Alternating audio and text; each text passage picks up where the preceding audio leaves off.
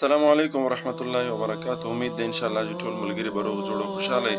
ملګرو، دا چې کوم تصویر تاسو ته ښکاري دا په 1940 کې د قاهره په ښار کې اخیستلی شوی تصویر دی. په دغه وخت کې دغه خلک د جمعې لمونځ کوي. په دې تصویر کې تاسو ته دوه قسمه خلک ښکاري. یو قسم خلک داسې دي چې هغوی لګیا دي د جمعې لمونځ ادا کوي.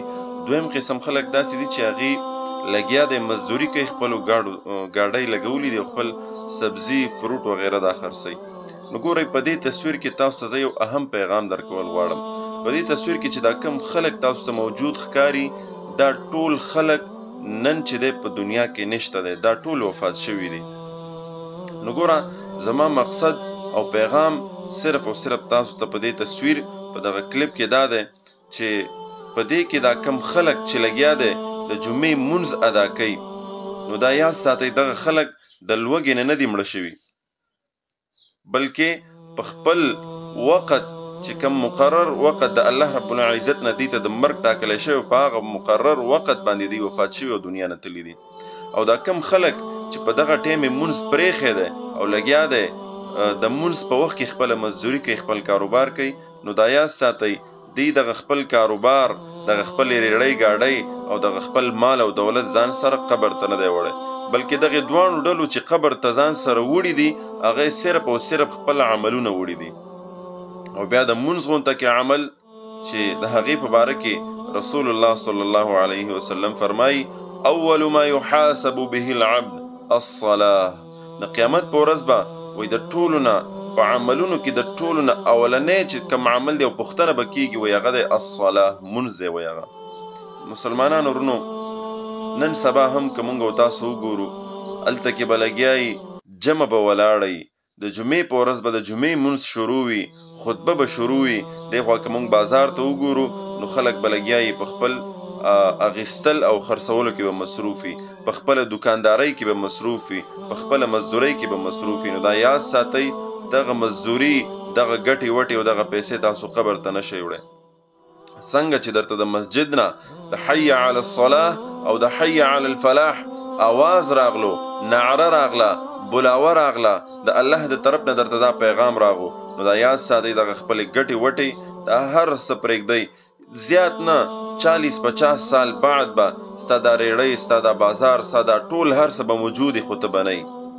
ته به کامیاب هلی چې کله ته دغه ګاډي او دغه مزدوري دا هر څه پرېږدي، د الله د کور په طرف روان شي او لمونځ ادا کړي، د الله عبادت وکړي. دغه څیز، دغه نیک عمل به ته ځان سره وړي او دغه نیک عمل به تا بچ کوي د الله رب العزت د قهر نه، د عذاب نه. او دغه کې زمونږ او ستاسو کامیابي ده.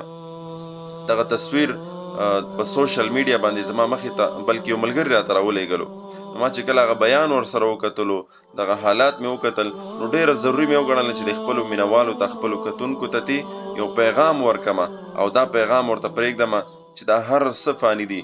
کل من علیها فان ویبقا وجه ربک ذو الجلال والاکرام. دا دنیا پانی ده، کم د بقا ذات چې دی او کم پاتې کېدونکی ذات چې دی، هغه صرف او صرف د الله دی.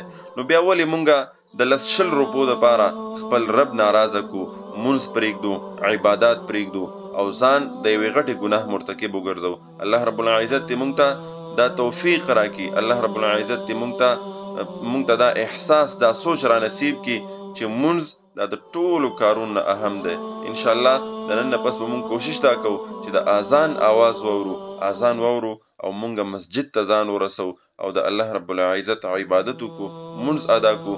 بیا د هغې نه پس په مونږ باندې منع نه ده، خپل کاروبار، خپل حلال رزق طلب چې دی دا هم عبادت دی، خو دغه عبادت په عذاب باندې په هغه وخت کې بدلیږي چې کله ته د الله حکم پرېږدې، هلته د الله د کور د طرف نه تا ته آواز راشي چې راشه د خلاصي طرف ته، راشه د لمونځ طرف ته، او ته په هغه ټیم کې هم لګیا یې خپل کاروبار کې، خپل لین دین کې، نو دغسې ټیم کې ستا د حلال رزق چې الله پې تا ته اجر درکوي، دغه ستا دپاره بیا د عذاب ذریعه وګرځېږي، د رحمت نه بلکې د زحمت ذریعه درته وګرځېږي. نو کوشش کوئ دوکانداران چې څومره زمونږ ورونه کتونکي دي، دغه رنګي ګاډو والا دي، د دنیا چې د هر فیلډ سره، د هر کاروبار، د هر محکمې سره ستا تعلق دی په هر ځای کې چې ته نو کوشش کوئ د مونځ پابندي کوئ او مونځ په خپل وخت باندې ادا کوئ په دغې کې زموږ او ستاسو کامیابي ده